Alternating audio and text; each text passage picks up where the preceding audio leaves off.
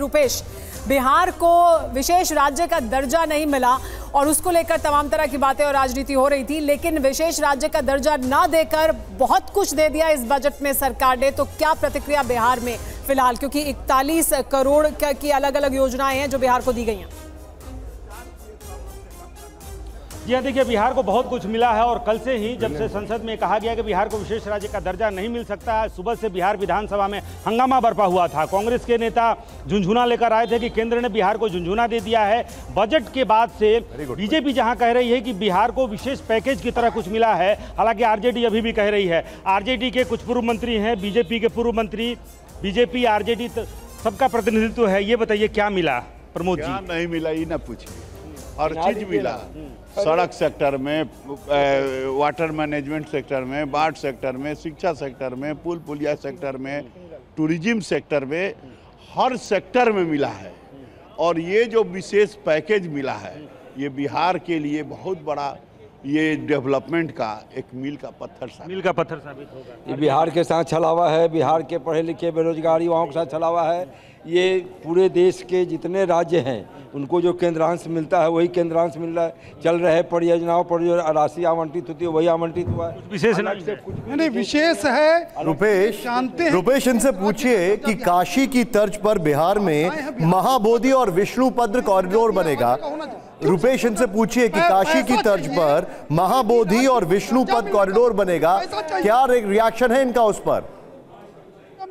Infrastructure ये काशी की तर्ज पर यहाँ पर राजगीर और जो सप्तऋषि जो कॉरिडोर बन रहा है, काशी के लोग तो जवाब दे रहे थे। उसके तर्ज पर बिहार में भी महाबोधि और जापान का ये को बुलाकर क्या जापान का ये बन रहा था, काशी बन गया। आज मैं खुद गया था 2 महीना पहले। काशी की तर्ज पर यहाँ जो होगा उससे खुश हैं? सबसे पहले मैं इनका जो प्रश्न है, प्रश्न का मैं जवाब देना चाहता हूँ। उनका प्रश्न नहीं, मेरा प्रश्न बताइए ना। काशी की तर्ज पर बिहार में बोध गया या फिर राजगीर में जो कॉरिडोर बनेगा वो उससे ये बताइए कि जो ट्रेन भर भर के बिहार से जो पलायन हो रहे हैं उस बिहार के युवाओं को क्या मिलेगा? बिहार के युवाओं, ठीक है, मतलब बिहार के लिए 41 करोड़ का प्रावधान कर दिया गया, लेकिन उसके बावजूद ये कहा जा रहा है कि युवाओं को क्या मिलेगा, रोजगार कैसे पैदा किया जाएगा। हमारे साथ शिवांग लेकिन जुड़े हुए हैं, दिल्ली से हमारे साथ जुड़े हैं शिवांग का रुख कर लेते हैं।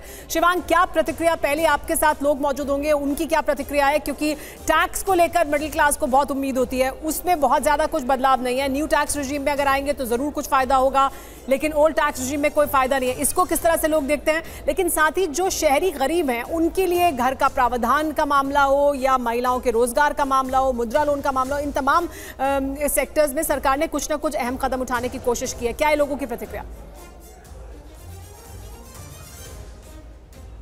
बिल्कुल, देखिए दिल्ली के दिल इस वक्त कनॉट प्लेस में हम मौजूद हैं और कुछ लोग हमारे साथ हैं। हम उनसे पूछते हैं कि सरकार के बजट के बारे में आपकी क्या ओपिनियन है। हर सेक्टर में सरकार ने कुछ ना कुछ देने की कोशिश की है, चाहे वो किसान हो, युवा हो, मुद्रा हो। क्या कुछ कहना है आपका? उम्मीद क्या थी सरकार से? हालांकि टैक्स स्लैब में बहुत ज़्यादा बदलाव नहीं हुआ है। मेरा यही मानना है कि सरकार कोशिश कर रही है और हो सके थोड़ा सा टाइम देना पड़ेगा उन्हें, हो जाएगा। लेकिन जो आपको उम्मीद थी कि टैक्स में कुछ स्लैब में परिवर्तन होंगे वो ज़्यादा नहीं देखा गया है। हालांकि न्यू टैक्स रिजीम में ज़्यादा फर्क है। आपको लगता है कि जो आम लोग हैं, स्पेशली जो वर्किंग क्लास है, मिडिल क्लास है, वो इस बजट से खुश है? हो सकता है ना हो। आई एम रियली सॉरी, मैं अभी खुद स्टूडेंट हूँ, मेरे पेरेंट्स अभी टैक्स रिफाइल कर रहे होंगे, बट हाँ कुछ फैमिलीज में प्रॉब्लम आए। होप सरकार थोड़ा सा देखे, थोड़ा सा कुछ रिलीफ हो हमें। ठीक है, कुछ और भी लोग हैं, हम उनसे बात करते हैं। महिलाओं के लिए एजुकेशन में उनको आगे बढ़ाने के लिए जॉब्स में सरकार ने आगे कदम उठाए, आप कैसे देखते हैं उसको? मेरे ख्याल से सरकार ने जो कदम उठाए हैं वो काफ़ी हमें पॉजिटिव वे में देखना चाहिए, बट हालांकि हम एज अ प्रोग्रेसिव नोट में हम देख सकते हैं कि और भी चीज़ें इसमें इंक्लूडिंग हो सकती थी।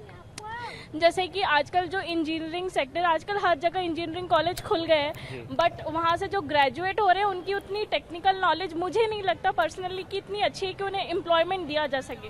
तो सरकार को ज़्यादा इंजीनियरिंग कॉलेज ना खोल के वो जितने भी इंजीनियरिंग कॉलेजेस हैं या मेडिकल कॉलेज है या XYZ जितने भी कॉलेजेस हैं उसमें उन्हें और भी अच्छी जॉब्स की व्यवस्था करनी चाहिए। आप बेसिकली ये कह रही हैं, आप क्या कहना चाहती हैं? बिल्कुल, मैं भी उन्हीं के साथ ही जाना चाहूँगी।